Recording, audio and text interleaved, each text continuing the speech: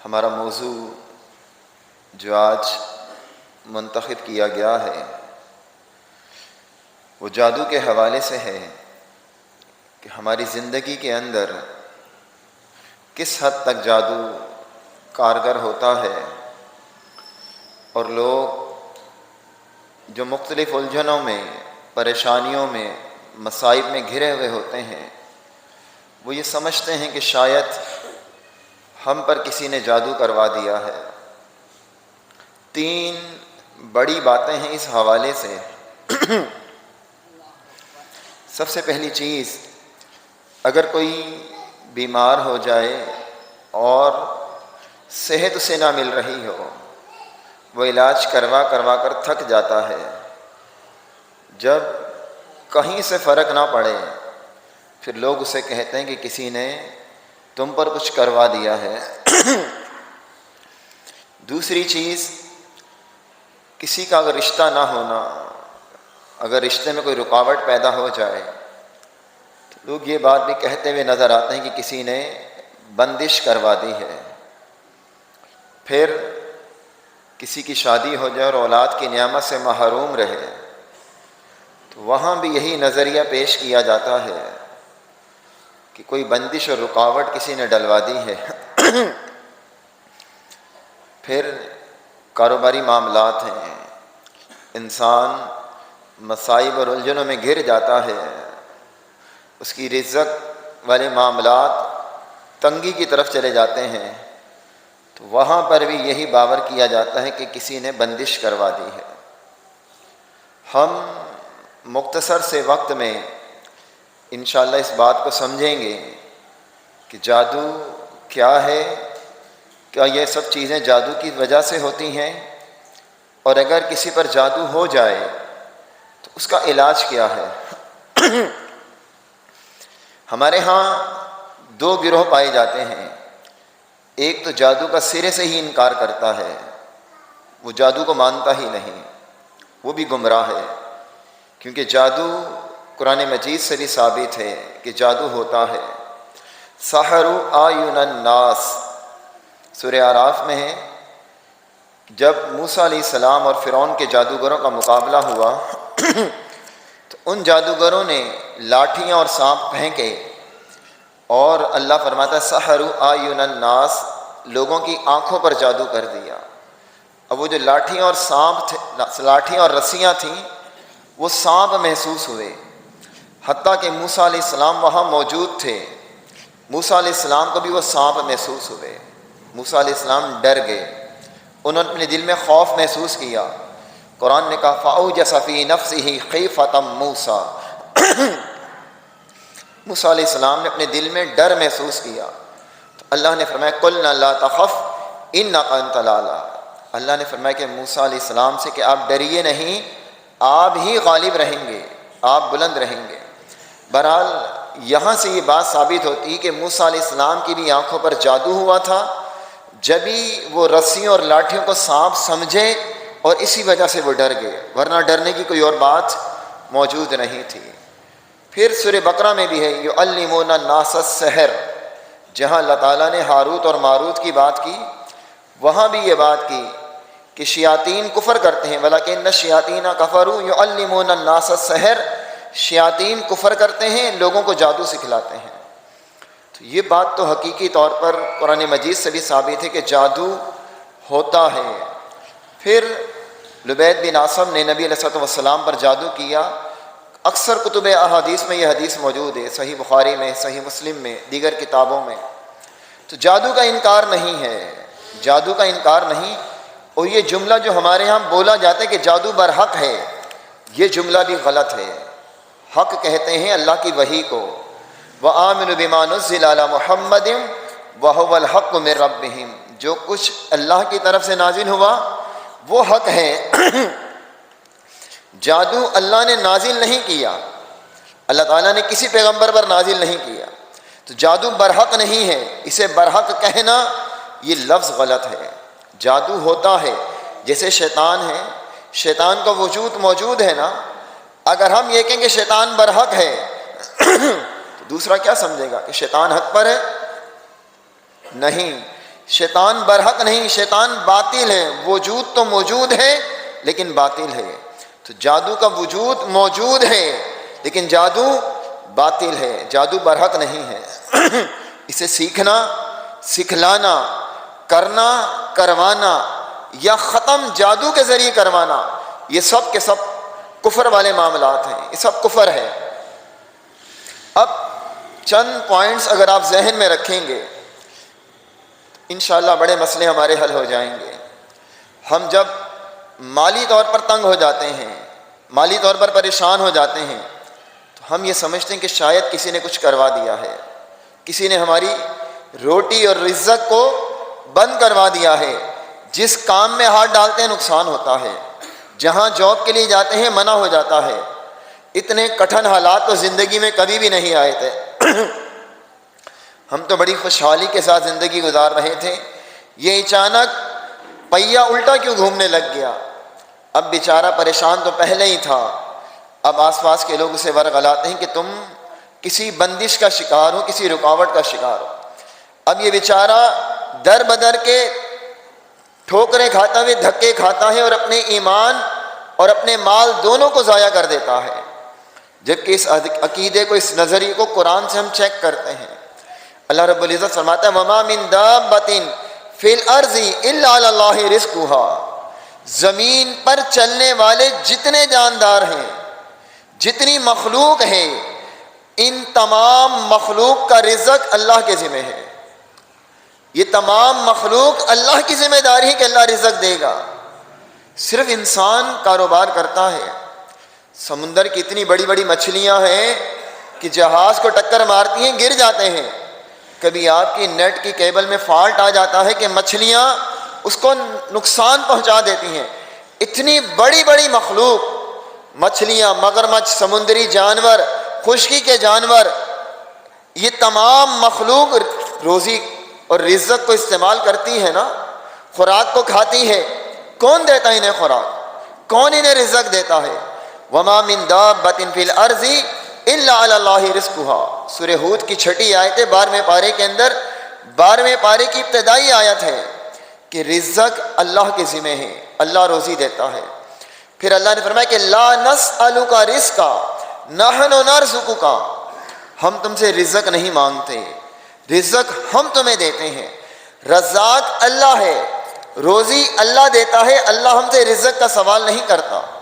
سورہ زاریات میں فرمایا ان اللہ هو الرزاق ذو القوۃ المتین، اللہ تعالیٰ رزاق ہے اور قوت اور طاقت والا ہے۔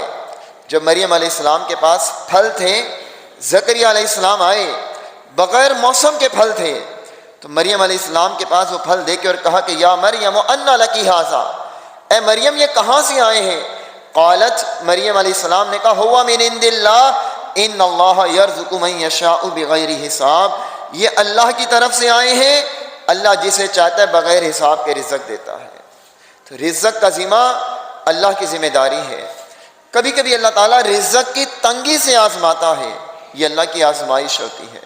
لوگوں کا اختیار نہیں ہے ہمارے رزق پر، لوگوں کا کنٹرول نہیں ہے، اللہ کی آزمائش ہے۔ وَلَنَبْلُوَنَّكُمْ بِشَيْءٍ مِّنَ الْخَوْفِ وَالْجُوعِ وَنَقْصٍ مِّنَ الْأَمْوَالِ، سورہ بقرہ 2 پارہ۔ اللہ نے فرمایا کہ ہم تمہاری آزمائش کریں گے، خوف سے، مال کے نقصان سے، بھوک کے ساتھ۔ اللہ تعالیٰ مال کا نقصان کر کر اور بھوک مسلط کر کر انسان کی آزمائش کرتا ہے۔ سورہ فجر میں فرمایا کہ جب انسان کو نعمت ملتی ہے فَيَقُولُ رَبِّي أَهَانَنِ، تو وہ خوش ہو جاتا ہے، اور یہاں آگے فرمایا جب اللہ اس کا رزق وَأَمَّا الْإِنسَانُ إِذَا مَا ابْتَلَاهُ فَقَدَرَ عَلَيْهِ رِزْقًا، ہم انسان کو آزماتے ہیں اور اس کا رزق تنگ کر دیتے ہیں۔ فَيَقُولُ رَبِّي أَهَانَنِ، اللہ فرما رہا ہے کہ ہم اس کا رزق تنگ کر دیتے ہیں۔ کون تنگ کرتا ہے رزق؟ اللہ تعالیٰ۔ کائنات کے اندر کسی اور کو طاقت نہیں ہے کہ ہمارے رزق پر اس کا کنٹرول ہو۔ تو جب اللہ رزق تنگ کرتا ہے تو انسان کیا کہتا ہے؟ سورہ فجر 30واں پارہ، فَيَقُولُ رَبِّي أَهَانَنِ، کہتا ہے کہ میرے رب نے مجھے ذلیل کر دیا، میں تو رسوا ہو گیا۔ تو انسان صرف مال کو ہی عزت سمجھتا ہے، اور مال کی تنگی کو وہ یہ سمجھتا ہے کہ یہ دوسروں کے اختیار میں ہے۔ یہ بات ذہن میں رکھ لیں کہ رزق کا ٹوٹل اختیار اللہ کے پاس ہے۔ نبی علیہ الصلوۃ والسلام ہر نماز کے بعد یہ دعا پڑھا کرتے تھے۔ صحیح مسلم کی روایت آپ حالت نماز میں بھی پڑھتے تھے، رکوع سے کھڑے ہو کر، اللہم لا مانع لما آتیت ولا معطی لما منعت ولا ينفع ذا الجد منک الجد۔ اگر اللہ تمہیں کچھ دینا چاہے، ساری کائنات مل جائے، روک نہیں سکتی۔ اللہ آپ کو کچھ دینا چاہے، سب مل جائیں، انسان، جنات، فرشتے، اور روکنا چاہیں، روک نہیں سکتے۔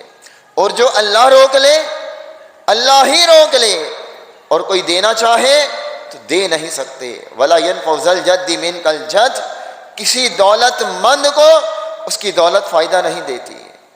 تو یہ عقیدہ ہمیں قرآن دے رہا ہے۔ رازق اللہ ہے۔ نبی علیہ الصلوۃ والسلام کا گھرانہ اس زمین پر سب سے افضل گھر تھا۔ ایک بار ایک شخص نبی علیہ الصلوۃ والسلام کے مہمان بنے اور آپ سے کہا کہ میں آپ کا آج مہمان ہوں، آپ مجھے کھانا کھلائیے۔ نبی علیہ الصلوۃ والسلام نے اپنی 9 بیویوں کے گھر معلوم کروایا، کہیں سے ایک فرد کا کھانا نہیں ملا، ایک فرد کا کھانا بھی نہیں تھا۔ ام عائشہ رضی اللہ تعالیٰ فرماتی ہیں کہ 2 مہینے گزر جاتے تھے، 2 چاند گزر جاتے تھے، 3 چاند گزر جاتے تھے، گھر میں چولہا نہیں جلتا تھا، آگ نہیں جلتی تھی۔ پوچھا ماں گزارا کیسے ہوتا تھا، زندگی کیسے گزارتے تھے؟ کہا کھجور سے اور پانی سے۔ ایمانداری سے بتائیے پورے ملک میں کسی کے ایسے حالات ہیں؟ کوئی ایسا گھر ہے جس نے کہا ہو کہ 2 مہینے ہو گئے ہمارے گھر میں آگ نہیں جلی، ہم نے کچھ نہیں پکایا؟ وہاں ایسا کوئی نظریہ ہی نہیں تھا کہ کسی نے بندش کر دی، کسی نے رکاوٹ کر دی۔ زبان پر کوئی شکوہ ہی نہیں تھا، زبان پر صرف شکر کے کلمات تھے، اللہ کا شکر تھا، اللہ رب العزت کی ہر فیصلے پر اطاعت تھی۔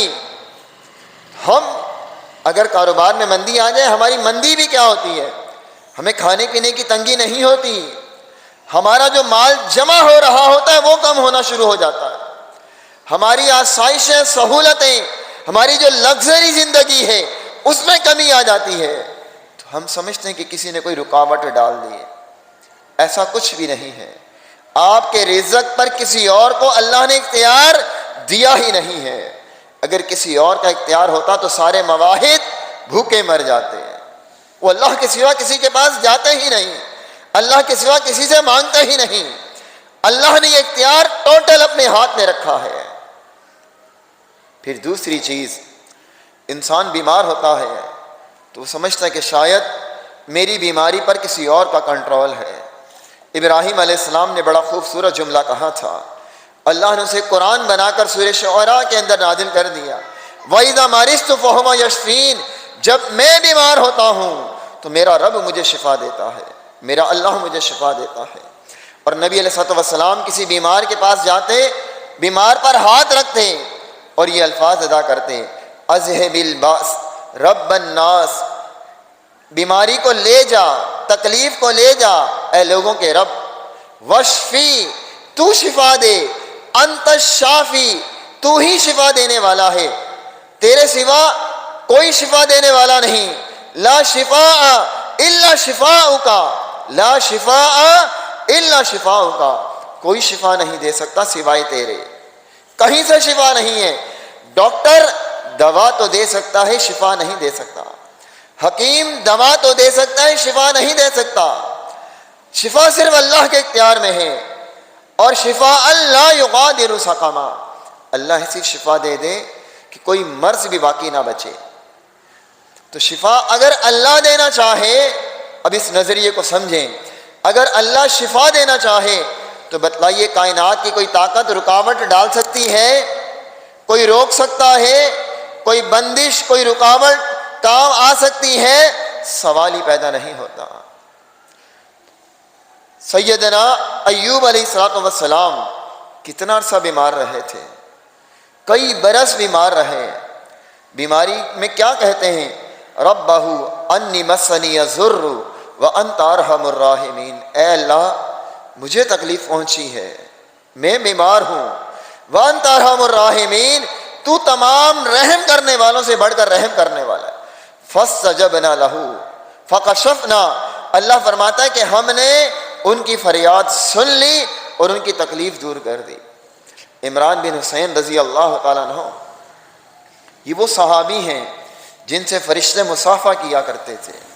بعض روایتوں سے پتہ چلتا ہے کہ نبی علیہ الصلوۃ والسلام ان سے پوچھتے تھے رات کو تمہارے ہاں مہمان آئے تم نے انہیں کھانا نہیں کھلایا؟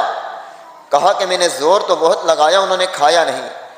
کہا کہ وہ فرشتے تھے، فرشتے ملاقات کے لیے آتے تھے۔ لیکن جب عمران بن حسین رضی اللہ عنہ بیمار ہو گئے تو ان کی حالت یہ تھی کہ چارپائی سے اٹھ نہیں سکتے تھے، چارپائی کو کاٹ دیا گیا بیچ میں سے قضائے حاجت کے لیے، اور کئی برس اس طرح سے بیت گئے۔ آنے والا آتا اور پوچھتا کہ کیا حالت ہے، کیا کیفیت ہے، کیف اصبحت، صبح کیسے کی؟ تو کہتے تھے الحمدللہ، اللہ کی تعریف ہے۔ تو بیماری اللہ رب العزت ہی شفا دے سکتا ہے، کوئی اور بیماری نہ دے سکتا ہے نہ شفا دے سکتا ہے۔ یہ نظریہ غلط ہے کہ ہم سوچتے ہیں کہ بس اب بندش اور رکاوٹ ہے۔ پھر کسی بچی کا رشتہ نہ ہو رہا ہو، عام طور پر یہی سمجھا جاتا ہے، پھر 2 سال 3 سال بعد جب اس کا رشتہ ہو جاتا ہے تو کہاں گئی وہ بندش، کہاں گئی وہ رکاوٹ؟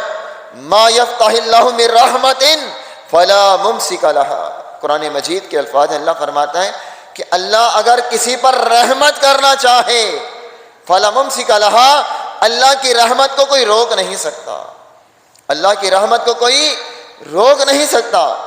ہم تو کسی کام میں تھوڑی سی دیر ہو جائے نا، ہمارا نظریہ ہی دوسری طرف جاتا ہے، ہم اس حوالے سے سوچتے ہی نہیں، اور پھر ہمیں بہکایا جاتا ہے، گمراہ کیا جاتا ہے۔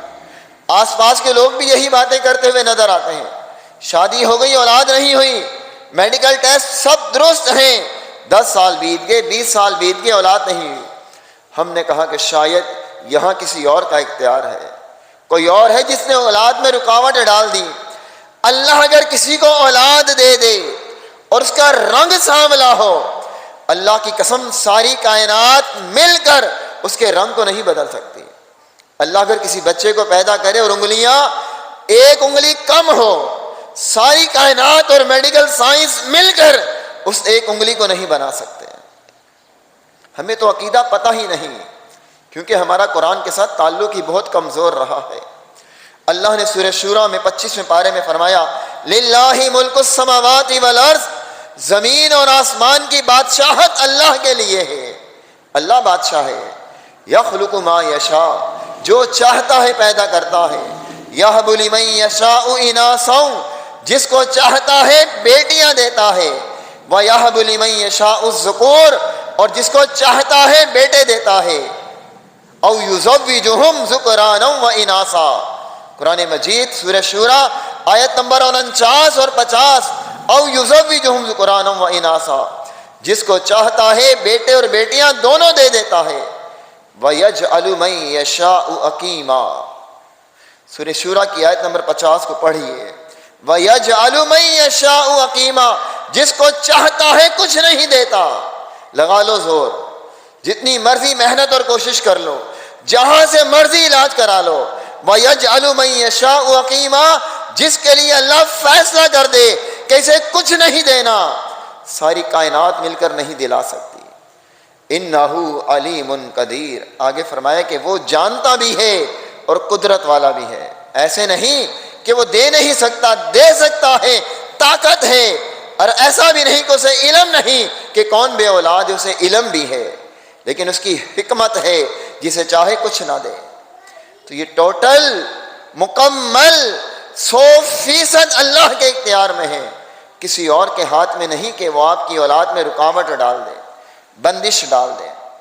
ہمارے ہاں تو ہوتا یہ ہے، ان میں سے کوئی معاملہ ہو جائے ہر دوسرا شخص یہ کہتا ہوا نظر آتا ہے کہ کسی نے کچھ کروا دیا، اور لوگ بھی ایسے شعبدے باز ہیں، کہیں قمیضیں ناپ رہے ہوتے ہیں، کہیں چینی اور پانی پلا رہے ہوتے ہیں کہ کڑوا ہو جائے گا اور میٹھا ہو جائے گا، وہ عجیب عجیب باتیں کر رہے ہوتے ہیں کہ آپ پہ کسی نے کچھ کروا دیا۔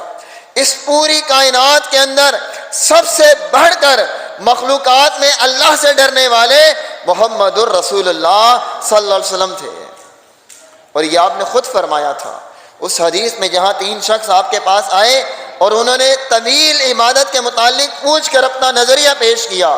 ایک نے کہا تھا میں ہمیشہ روزے رکھوں گا، دوسرے نے کہا میں نکاح نہیں کروں گا، تیسرے نے کہا کہ میں عورتوں سے دور رہوں گا، ہمیشہ روزے سے رہوں گا، نکاح نہیں کروں گا۔ یہ ساری باتیں جب انہوں نے کہیں، اور کبھی سوؤں گا نہیں، رات بھر قیام کروں گا، آپ نے اس موقع پر فرمایا تھا کہ میں سب سے زیادہ اللہ سے ڈرتا ہوں، سب سے زیادہ اللہ کے دین کا علم میرے اوپر ہے۔ اب اس بات کو ذرا وہاں دیکھیے، اما عائشہ رضی اللہ تعالیٰ فرماتی ہیں کہ نبی علیہ الصلوۃ والسلام پریشان تھے۔ پریشان کیوں تھے؟ لبید بن عاصم ایک یہودی تھا، اس نے نبی علیہ الصلوۃ والسلام پر جادو کر دیا۔ بعض لوگ کہتے ہیں کہ نبی پر جادو ہو گیا، نبی علیہ الصلوۃ والسلام پر جادو نہیں ہو سکتا۔ موسیٰ علیہ السلام پر تو جادو قرآن سے ثابت ہے کہ نہیں؟ میں نے شروع میں یہ بات کہی تھی، ساحر اعین الناس، آنکھوں پر جادو ہوا۔ فوج جیسا موسیٰ علیہ السلام ڈر گئے، اپنے نفس میں ڈر محسوس کیا، فی نفسہ خیفۃ موسیٰ، موسیٰ علیہ السلام نے ڈر محسوس کیا، تو نبی علیہ الصلوۃ والسلام پر بھی جادو ہوا۔ جادو کو آپ جسمانی بیماری سے تعبیر کر سکتے ہیں، جیسے بندہ بیمار ہو جاتا ہے تو اس کی بیماری کا تعلق دین پر نہیں ہوتا، اس کے جسم پر ہوتا ہے، تو ایسے ہی جادو کا اطلاق اس کے جسم پر ہوتا ہے۔ نبی علیہ الصلوۃ والسلام پر جب جادو ہو گیا، 1 مہینہ پریشان رہے، مہینے سے زیادہ گزر گیا، اور جادو کا اثر بھی صرف اتنا تھا، آپ کوئی کام کرتے اور آپ کو وہم ہو جاتا یہ کام کیا ہے یا نہیں کیا، بس اتنا اثر تھا۔ 1 مہینے بعد 2 فرشتے آپ کے پاس آئے، آپ کو ایک کنویں کی طرف لے کر چلے گئے، اس کنویں کے پاس آپ کو لے کر گئے، اور فرشتے نے آپ کو کہا کہ آپ پر جادو کیا گیا ہے، آپ کی بالوں میں گراہیں لگائی گئی ہیں، آپ سورہ فلق اور سورہ ناس پڑھیے۔ نبی علیہ الصلوۃ والسلام نے یہ صورتیں پڑھیں اور وہ گراہیں کھل گئیں۔ نبی علیہ الصلوۃ والسلام نے اس کنویں کے پانی کو دیکھا تو کہا کہ ایسا تھا جیسے مہندی ڈال دی گئی ہو۔ آپ پانی میں مہندی ڈالیں نا تو سرخی مائل ہو جاتا ہے پانی، فرمایا ایسا تھا جیسے مہندی ڈال دی گئی ہو۔ پھر نبی علیہ الصلوۃ والسلام گھر آئے اور سید عائشہ رضی اللہ تعالیٰ عنہ سے کہا کہ اے عائشہ، جس مسئلے میں 1 مہینے سے پریشان تھا، اللہ نے اس مسئلے کو میرے لیے آسان کر دیا، اللہ نے اس تکلیف سے مجھے نجات دی۔ پھر آپ نے پوری بات بتائی، تو اما عائشہ رضی اللہ عنہ کہنے لگیں کہ آپ لوگوں کو بتلائیے یہ بات۔ فرمایا اللہ نے مجھے شفا دی، میں لوگوں میں انتشار پھیلانا نہیں چاہتا۔ اس واقعے کو ہم آگے بھی لے کر چلتے ہیں، لیکن ایک لمحے کے لیے یہاں رکیے اور سوچئے، خود رسول اللہ صلی اللہ علیہ وسلم پر جادو ہوا تھا، آپ کو اپنے اوپر جادو کا علم نہیں ہوا، فرشتے نے آ کر بتلایا کہ آپ پر جادو ہوا ہے۔ کس نے بتلایا؟ فرشتے نے آپ کو بتلایا کہ آپ پر جادو ہوا ہے۔ اب یہ بہروپیے شعبدے باز ہر ایک دوسرے کو کہتے ہوئے نظر آتے ہیں کہ آپ پر جادو ہو گیا ہے، آپ پر جادو ہے، بندش ہے، رکاوٹ ہے۔ ان شعبدے بازوں کو کس نے بتلا دیا؟ ان بہروپیوں کو کس نے بتلایا کہ اس پر جادو ہے؟ غیب کا علم تو صرف اللہ کے پاس ہے۔ نبی علیہ الصلوۃ والسلام کی اپنی ذات پر جادو ہوا، آپ کو پتہ نہیں چل سکا۔ مجھ پر جادو ہوا تو آپ کو کس نے بتلایا؟ غیب کا علم تو آپ کے پاس ہے نہیں۔ قُلْ لَا يَعْلَمُ مَنْ فِي السَّمَاوَاتِ وَالْأَرْضِ الْغَيْبَ إِلَّا اللَّهُ، زمین و آسمان میں اللہ کے سوا کوئی غیب نہیں جانتا۔ تو جتنے یہ لوگ اس طرح کی باتیں کر رہے ہوتے ہیں، وہ دوسروں کو شکوک و شبہات میں مبتلا کر رہے ہوتے ہیں۔ اب اگر واقعتاً آپ کو شک ہے، آپ کو یہ گمان ہے کہ مجھ پر جادو کے کچھ اثرات ہیں، آپ کو وہم ہو گیا ہے، آپ کو کسی نے اس قدر بہکا دیا ہے کہ آپ کو ایسا لگنے لگا ہے کہ آپ پر جادو ہو گیا ہے، تو اس کا علاج کیا ہے؟ کیا تعویذ اور دھاگے گلے میں لٹکا لیے جائیں؟ کسی جادوگر کے پاس جایا جائے؟ کسی کاہن کے پاس جایا جائے؟ یہ سارے کفر اور شرک والے کام ہیں۔ ہم کہتے ہیں نہیں یہ تو کالا جادو ہے، بڑا بھاری جادو ہے۔ اب مجھے ایک بات بتلائیے، اگر آج کوئی شخص یہ کہے کہ امام کعبہ پر جادو کرنا ہے، امام کعبہ پر جادو کرنا ہے، تو آپ کیا سمجھتے ہیں کوئی ہلکا پھلکا جادو وہاں کارگر ہو سکتا ہے؟ آپ کہیں گے وہ تو بیت اللہ کا امام ہے، وہ تو بڑا متقی اور پرہیزگار انسان ہے، اس کے لیے تو کوئی جادوگر بھی ہیوی چاہیے اور جادو بھی بڑا بھاری چاہیے، کوئی بہت پاور والا جادو چاہیے۔ تو جو پوری امت کا، پوری انسانیت کا امام ہو، تمام نبیوں کا امام ہو، جو جادو ان پر کیا گیا تھا، آپ کیا سمجھتے ہیں کوئی معمولی جادو ہوگا جو ان پر بھی کارگر ہو گیا؟ اگر جادو کارگر ہو ہی گیا ہے، اثر انداز ہو ہی گیا ہے، اور صرف آپ شبہ کر سکتے ہیں، یقینی بات کوئی نہیں کہہ سکتا، آپ کو حالات اور واقعات سے ایسا محسوس ہوتا ہے کہ شاید یہ جادو ہے، تو اس کا علاج کیا ہے؟ اس کا علاج وہی ہے جو علاج فرشتے نے آ کر محمد الرسول اللہ صلی اللہ علیہ وسلم کو بتلایا تھا، سورہ فلق اور ناس، بس یہ علاج ہے۔ ہمیں ان صورتوں کا معنی ہی نہیں پتا، ان کا ترجمہ بھی نہیں پتا۔ آپ پر کتنا بڑے سے بڑا جادو ہو جائے، کچھ بڑے سے بڑا عمل کوئی کر دے، آپ نے سورہ فلق اور ناس پڑھنی، وہ عمل کے اثرات زائل ہو جائیں گے۔ اگر ان صورتوں کو ہم پڑھ لیں، سمجھ لیں، تو ان سے بہتر پناہ کی کوئی اور چیز نہیں ہے، پناہ کی کوئی اور ذکر، وظیفہ، دم اور صورتیں نہیں ہیں۔ دیکھیں صورتیں ہیں کیا؟ بسم اللہ الرحمن الرحیم، قل اعوذ برب الفلق، کہیے کہ میں پناہ مانگتا ہوں صبح کے رب کی۔ اگلی آیت کیا ہے؟ اگلے الفاظ کیا ہیں؟ من شر ما خلق۔ اس ایک جملے پر اگر ہم ایمان صحیح طریقے سے مان لیں اور اس کو سمجھ لیں تو انسان اس کا عقیدہ درست ہو جائے گا۔ من شر ما خلق، اللہ کی پناہ میں آتا ہوں کس چیز سے؟ من شر ما خلق، جو شر اللہ نے پیدا کیا ہے، جو شر اللہ نے پیدا کیا ہے۔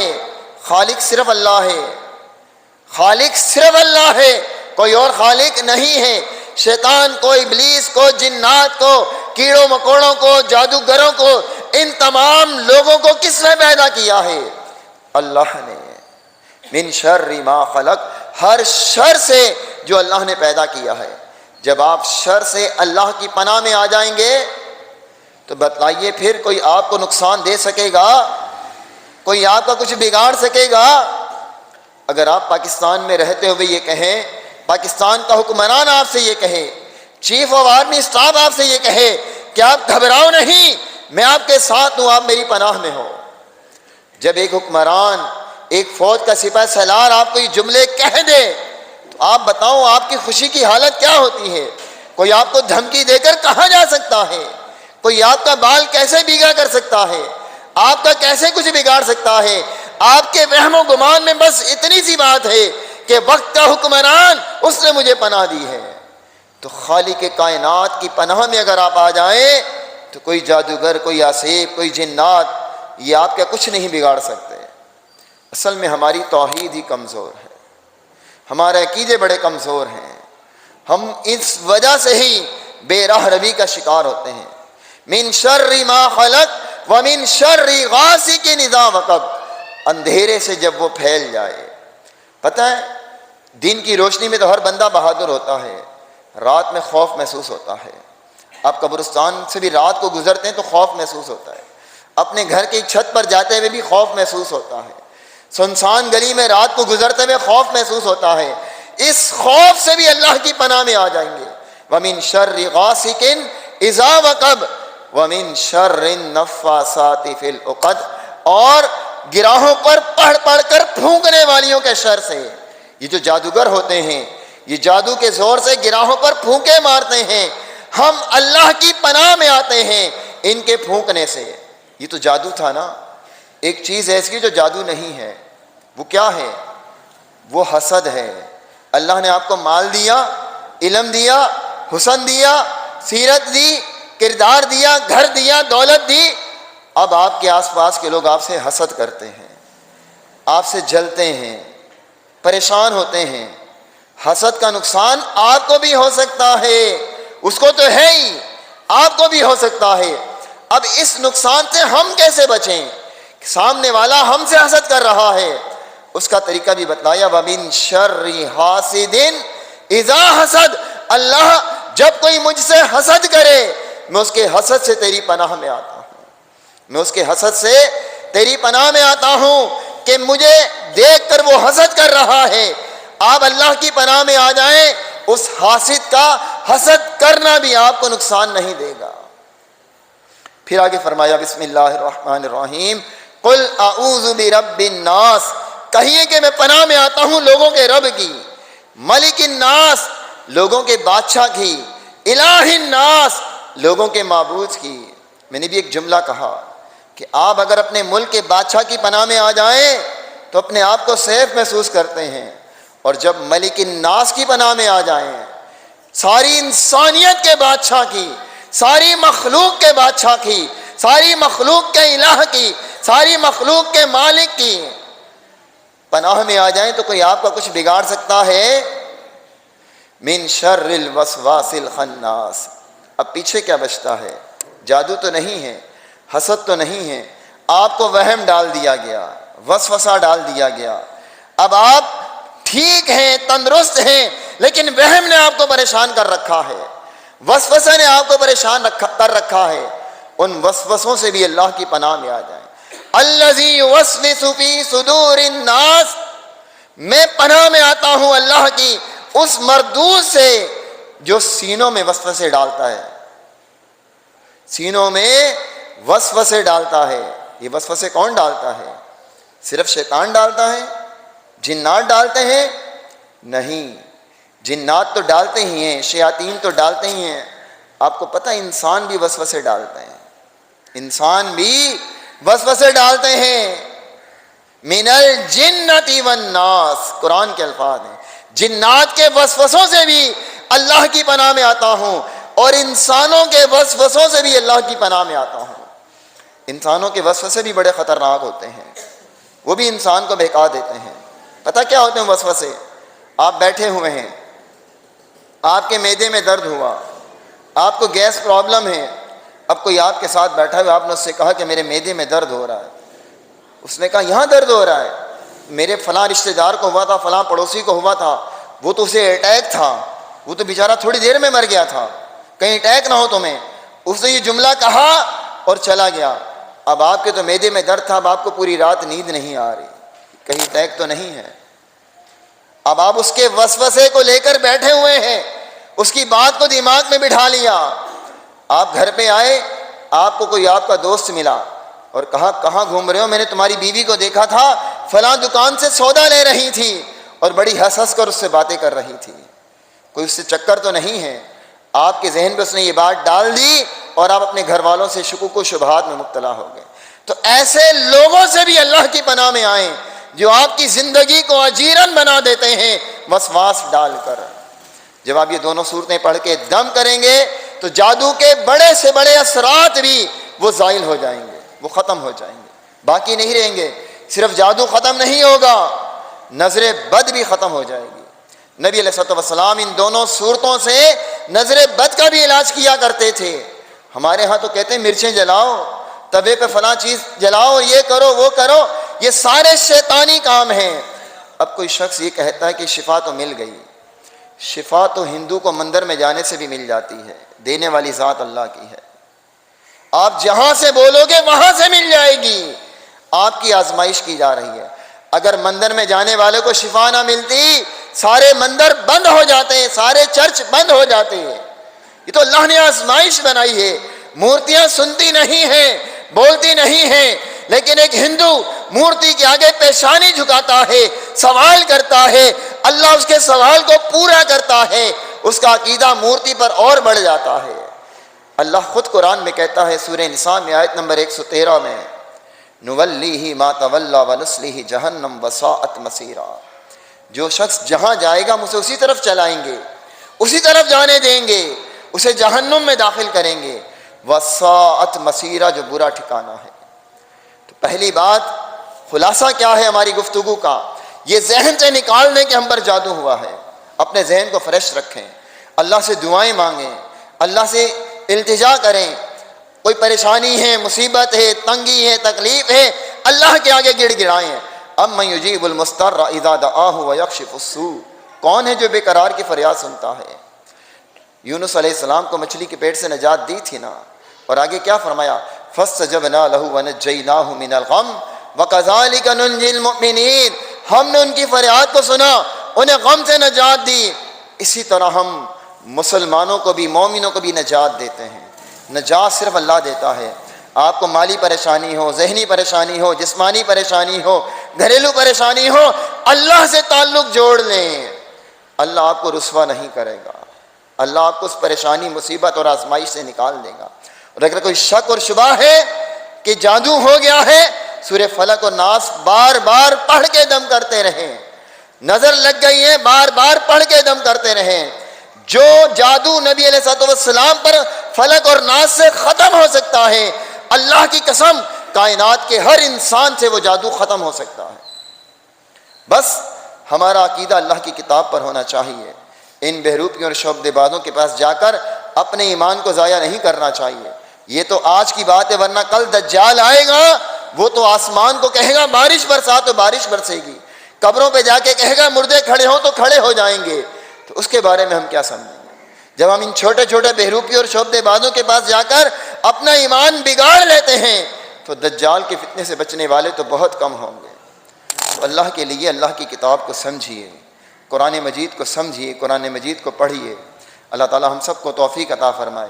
اقول قولی ھذا واستغفر اللہ ولکم وآخر دعوانا ان الحمد للہ رب العالمین۔